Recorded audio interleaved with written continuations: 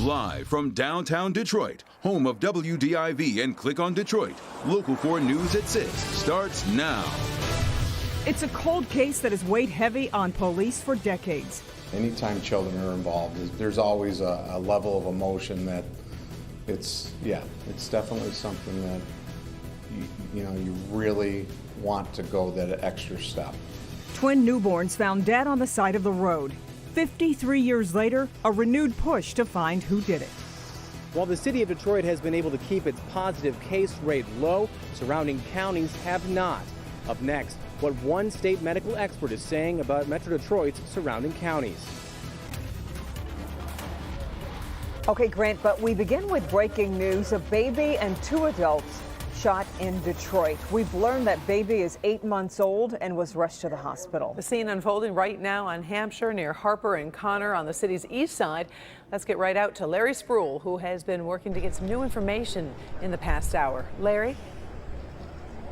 Yeah, Karen, we have new information, confirmed information now. I did tell you that it was 2 women that was shot, but police tell me that right now they are sure and confirmed that it was 1 man, 1 woman, and an 8-month-old shot right inside of this black Honda SUV that police are standing in front of. Now, they said it happened earlier this afternoon at the intersection of Park Drive and Hampshire. But new information we just found out from police is that earlier this morning, I say, there was a shooting just down the street, also on this same street of Hampshire. Police are trying to confirm right now if those 2 are related. Right now, police are doing a briefing, so we're going to go ahead and head over there. But right now, an 8-month-old shot, a man and a woman shot that was inside that Honda SUV. They are right now in critical condition. We're live on Detroit's East Side tonight. Larry Spruill, Local 4. Okay, Larry, and we will continue to follow this story throughout the night, and we'll let you go ahead and get over to that news conference to get more information. We appreciate it. Taking a look at your forecast right now. Andrew, I understand you've been tracking some serious storms. Yeah, there's a chance of more rain tonight, too, and this weekend, Andrew. Well, Kimberly and Karen, you're exactly right. I mean, earlier this afternoon on First at 4, we had severe thunderstorm warnings that were issued. Fortunately, no more new warnings, and the shower activity that we're seeing continues to diminish. So that's some good news. That being said, we're still looking at thunderstorm activity in the areas of red. You can see that to the west of Flint, also still in southern Lenawee County. Although it has been issued, flooding is still a possibility, at least in isolated areas, because this heavy rain's been occurring for so long. Several minutes, at least 20 to 30 minutes, just south of Adrian, especially in the Fairfield area and right around Morenci. Some of that, as it diminishes, may drift over Detroit, but chances are many areas remain dry for the rest of the afternoon and evening. Now, all over southeast Michigan, whether it's rainy or not, it continues to be warm and muggy. 81 degrees currently, but it feels a bit warmer than that, and we'll continue to have mostly cloudy skies through the evening. Now, we have another chance of showers and storms again on Saturday and Sunday. I'll break down those weather details in your full weather forecast. Okay, Andrew, our other top story, a renewed push to solve a half-century-old cold case. The bodies of a baby boy and girl were found on the side of a Shelby Township road back in 1967. And tonight the case has been reopened because a persistent detective was able to track down the remains. As Nick Monticelli reports, that means DNA, which could lead to some answers. So it's an active construction site right now, but those twins were dumped right here along Ryan Road in Shelby Township. Their ages somewhere between 2 months premature and about 7 months. Today, they're trying to figure out who dumped them here. April 19th, 1967, 2 teen boys are walking along Ryan, which was a dirt road then, and saw something out of place. Sheets laying on the side of the road. When they investigated, they found newborn twins that were wrapped inside the sheet and plastic, and the twins were deceased. The twins were a boy and a girl, and now it's Detective Sergeant Terry Hogan's job to figure out who put them here. An original thought, could the newborns have been stillborn? But the evidence showed at least one of them was alive.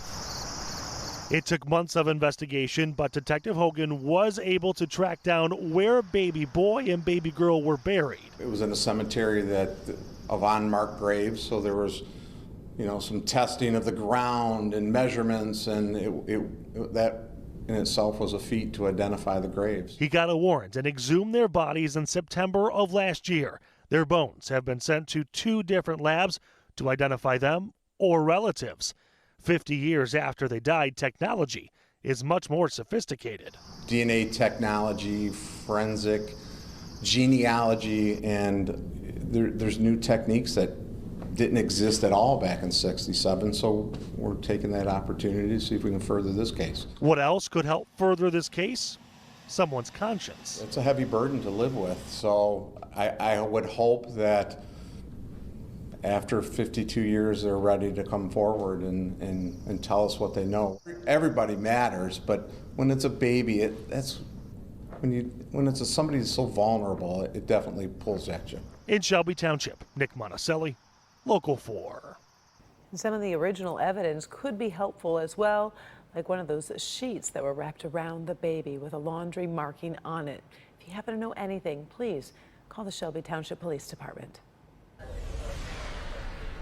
Big decision on high school sports today. The Michigan High School Athletic Association has decided to postpone football to the spring. The MHSAA says football is considered a high risk for spreading the coronavirus, and there's too much uncertainty.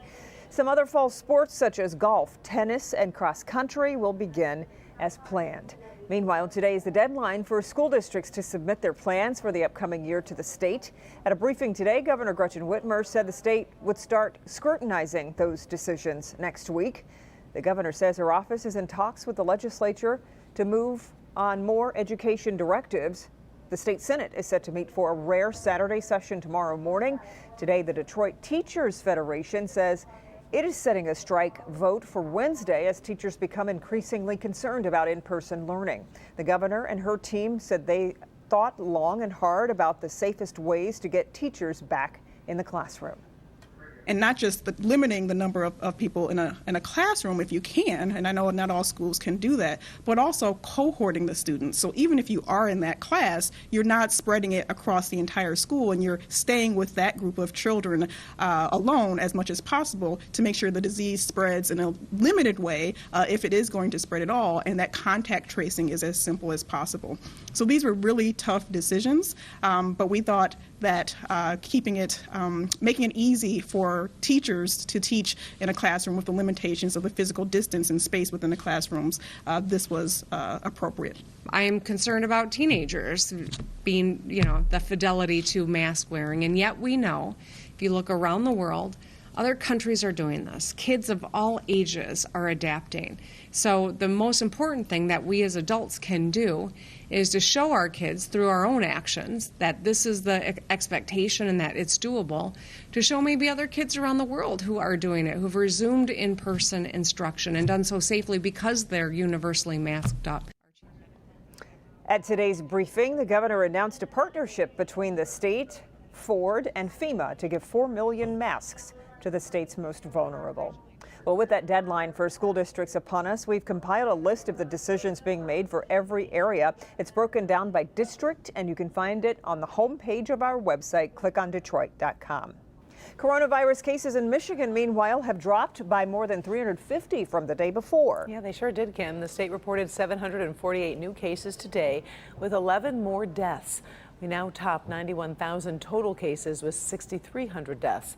The Archdiocese of Detroit pushed back its mass exemption for Catholics, now saying people don't have to attend services until November 23rd. Canada announced the border with the U.S. will be closed for non-essential travel for at least another month. Today, the state's top medical executive said there are new areas of concern for the coronavirus here in Metro Detroit. Detroit is no longer a hot spot in the area. Now officials are watching the counties surrounding it, especially Macomb County. Grant Herms is live with a look at why. Grant. Well, those hotspots have moved out to the suburbs in counties like Wayne, Oakland, Monroe, and as you said, Macomb counties. And the top health official in the state is urging better prevention plans to prevent an outbreak, not just in those communities, but also one that could come back here to Detroit. Today, the state's top doctor with a warning for Southeast Michigan. Dr. Janae Caldoun saying while the city of Detroit has pushed COVID positivity rate to just 2.6%, nearby counties with much higher rates have essentially placed the Motor City under siege. It only takes a few people to create an outbreak and have the disease spread rapidly in a community. According to state numbers, Wayne, Monroe, and Oakland counties all have positivity rates nearly double Detroit's at more than 4%. And in Macomb County, the positivity rate is up to nearly 7.5%. So this is why it's so important that businesses, schools, and others work very closely with their local health departments to implement strategies to fight this disease at the local level. That number rivals the entire state of Georgia, where this week the state hit a record number of deaths and more than 900 students and staff were forced to quarantine days after schools reopened to scenes like this from inside one high school. State officials continue to say Michigan is trending in the right direction just one day after the state topped more than 1,000 cases, a grim marker not passed in weeks. Now, we did try to reach the executive's office in Macomb County, but nobody was there to go on camera for us. And the county's website for the health department said they weren't open today. Back to you. All right. Thank you, Grant.